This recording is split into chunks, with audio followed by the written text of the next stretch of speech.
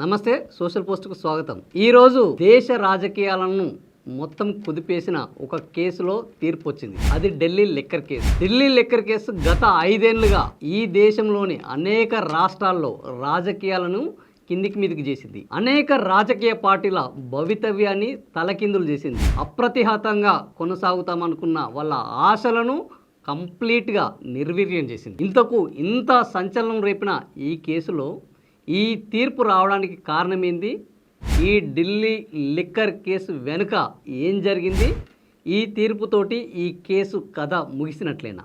ఏం జరిగిందో చర్చించుకుందాం. ఈరోజు ఢిల్లీ లిక్కర్ కేసు 2021లో ఈ కథ మొదలైంది. ఎందుకు?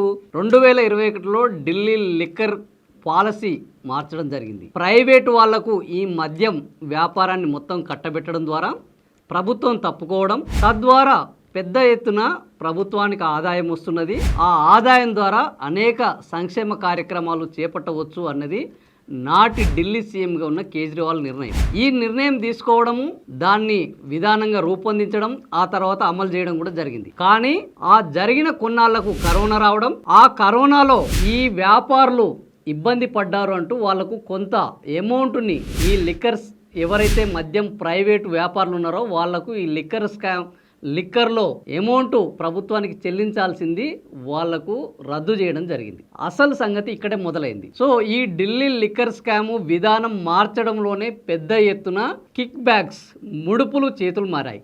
మరి ఈ మారిన ముడుపులు ఎక్కడ పోయాయి అని అంటే, గోవాలో ఉన్న ఎన్నికలకు ఈ ముడుపులను తరలించారు అనేది ఈ కేసులో ఉన్న ప్రధానమైన ఆరోపణ. ఈ గోవాకి ఎప్పుడైతే వెళ్ళిందో వెంటనే అక్కడ సౌత్ గ్రూప్ అనే ఒక పేరు బయటకు వచ్చింది. సౌత్ గ్రూప్ పేరు బయటికి రాగానే ఆ సౌత్ గ్రూప్లో కల్వకుంట్ల కవిత పేరు అంతే బయటకు వచ్చింది. అసలు వీళ్ళ పేర్లను నిజంగానే సిబిఐ, ఈడీ, పోలీసులు శోధించి సాధించారంటే అది ఏమీ లేదు. ఇక్కడ ప్రధానంగా జరిగింది అవునన్నా కాదన్న ఒక రాజకీయ ప్రతీకారము, రాజకీయ కుట్ర అని చెప్పొచ్చు ఈరోజు తీర్పు వచ్చిందని బట్టి. ఎందుకంటే ఆ రోజు ఈ కేసు జరిగిన తర్వాత ఇమ్మీడియట్గా ఈ కేసులో మొట్టమొదట అప్రూవర్గా మారింది కేజ్రీవాల్ అత్యంత సన్నిహితుడు దినేష్ అరోరా. ఈ దినేష్ అరోరా ఎప్పుడైతే అప్రూవర్గా మారారో అప్పటి నుంచి ఈ కేసు ఇంకా బలంగా మారింది. ఆ తర్వాత మాజీ ఎంపీ, వైసీపీ పార్టీ నాయకుడు మాగుంట శ్రీనివాసరెడ్డి కొడుకు మాగుంట రాఘవరెడ్డి, ఈయన అప్రూవర్గా మారడంతో ఇక సౌత్ గ్రూప్ పేరు బలపడ్డది. అందులో కల్వకుంట్ల కవిత పేరు బయటకు వచ్చింది.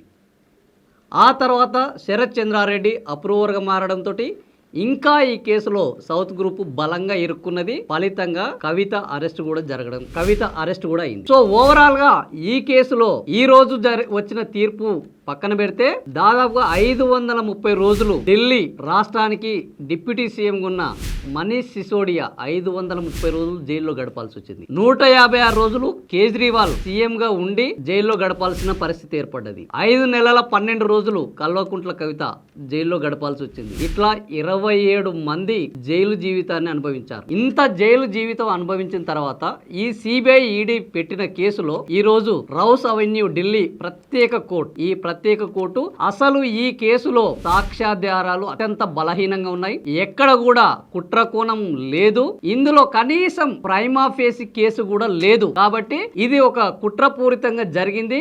దాన్ని మేము ఈ 27 మందిని విముక్తం చేస్తున్నామని 27 మందిని ఈ కేసును డిశ్చార్జ్ చేసింది, వాళ్ళకు విముక్తి కల్పించింది. ఫలితం ఈ రోజు కేజ్రీవాల్ సత్యం గెలిచింది, బీజేపీ రాజకీయ ప్రతీకారం ఓడిపోయింది అని ఈ రోజు ఆప్ సంబరాల్లో మిగిలిపోయింది. కల్వకుంట్ల కవిత కంటే కల్వకుంట్ల కవిత వాళ్ళ ఫాదర్ కేసీఆర్, నా బిడ్డ ఈ కేసులో కడిగిన ముత్యం లెక్క బయటికి వస్తుంది అన్న కేసీఆర్ నమ్మకం ఈ రోజు నిజమైంది. కల్వకుంట్ల కవిత ఈ రోజు కడిగిన ముత్యం లెక్కన బయటికి వచ్చింది. లిక్కర్ కేసు పోయింది. కానీ ఆ లిక్కర్ కేసు వల్ల జరిగింది ఏంటంటే, లిక్కర్ కేసు ప్రభావం వల్ల బీఆర్ఎస్ పార్టీ చిన్న భిన్నమైంది. బీఆర్ఎస్ పార్టీ ఒక రకంగా తెలంగాణలో రాజకీయంగా కూడా చాలా బలహీనపడింది. లిక్కర్ కేసు వల్ల జైలు జీవితాన్ని అనుభవించడం వల్ల, ఆ జైలు జీవితంలో అనుభవించిన బాధల వల్ల ఈ రోజు కవిత కల్వకుంట్ల కుటుంబానికి దూరమైంది. బీఆర్ఎస్ పార్టీ నుంచి బయటకు వచ్చింది.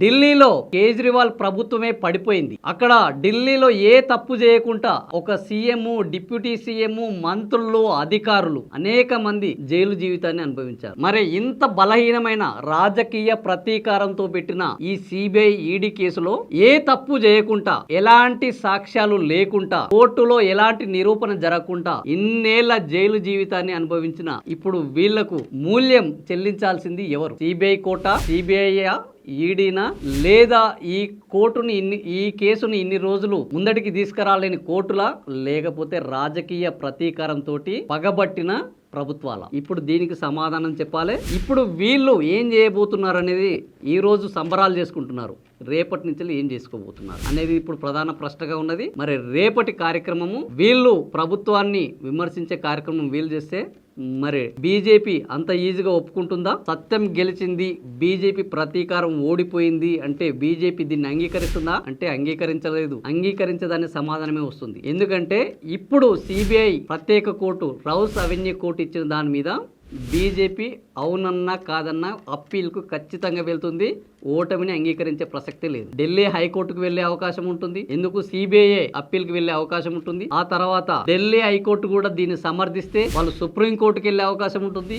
వచ్చే ఎన్నికలు అయిపోయేంత వరకు ఈ కేసును సాగదీసే అవకాశం ఉంటుంది. ఇందులో ఏ మాత్రం సందేహం లేదు. వీళ్ళని కడిగిన ముత్యము అని బీజేపీ ఎట్టి పరిస్థితుల్లో ఒప్పుకోదు. దీనికోసం వచ్చే అసెంబ్లీ ఎన్నికలు, పార్లమెంట్ ఎన్నికల వరకు ఈ కేసుని కొనసాగించాలనేది బీజేపీ పట్టుదలగా ఉంటుంది, పంతంగా కొనసాగిస్తుంది. ఇందుకోసం సిబిఐ ఈడీలను వాడుకోవడం ఖచ్చితంగా పనిచేస్తుంది. వాడుకోవడానికి ఏ మాత్రం వెనుకడగలేదు. మరి వీళ్ళ ఢిల్లీ కోర్టు ఇచ్చిన తీర్పు ప్రకారం ఇందులో సాక్ష్యాధారాలు అత్యంత బలహీనంగా ఉన్నాయి. కనీసం ప్రైమా కేసు కూడా లేదు. అలాంటి పరిస్థితుల్లో మరి హైకోర్టులో, సుప్రీంకోర్టులో ఈ కేసు ఎన్ని రోజులు విచారణ జరుగుతుంది, దాని ఫలితాలు ఎలా ఉంటాయి, మళ్ళా అటు ఆప్ గాని, ఇటు బీఆర్ఎస్ గాని, ఇటు వైసీపీ గాని ఎలా ఎదుర్కోబోతున్నాయి, ఇవన్నీ చూడాల్సిన సంగతులు ఇంకా మిగిలే ఉన్నాయి.